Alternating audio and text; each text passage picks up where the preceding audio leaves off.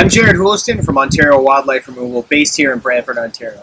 Today I want to talk a little bit about the history of pest control in Ontario and how it's evolved over the years and to where we are today.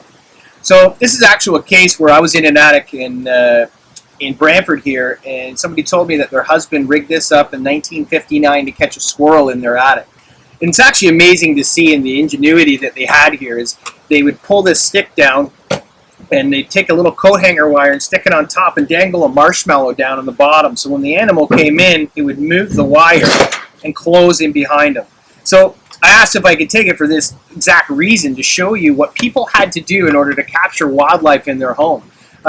Today's not so hard to get them. You can call multiple wildlife control companies in Ontario, and today I want to show you, why you don't need to do this method anymore and why it's really not effective. Yes, they did catch an animal, but they didn't really know how the animal got into the attic. So, to give you an example, after they caught the animal and it went away, they weren't familiar of looking on the roof to see what kind of damage was done. This was a squirrel, and a squirrel chewed this roof vent out to gain access into the home. So what the problem here was is that they caught an animal and thought everything was okay, but they forgot to look up here to repair the damage the animal caused. So in this case, water damage was pouring into the building.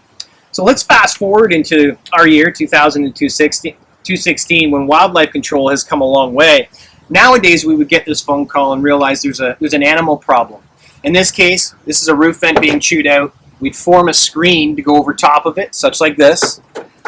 Now, in order to extract the animal, what we install after that is this contraption. It's called a one-way door. What this allows us to do, instead of trapping animals in the building, which is repeated stops back and forth from the customer, we're giving them a humane eviction on their own accord.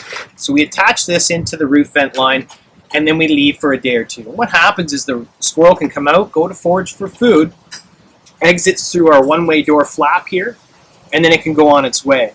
And then what we do is we come back, remove the one-way door, we'll take the screen off here, put a new roof vent back on. So now it's going to look like this once it's repaired, and reinstall preventative screenings that go on top. Okay? So wildlife control has come a long way over the years. And one thing that's evolved with wildlife control since the 50s is the laws that are in place to protect the wildlife and to protect the homeowner. Recently, we've heard of the rabies problem that's coming out of Hamilton, Ontario. This is the main reason why the Ministry of Natural Resources have placed a law in place that we cannot trap and relocate in Ontario. If there's a case of trapping and relocation specifically to certain animals, we are allowed to trap and relocate up to 1 kilometer.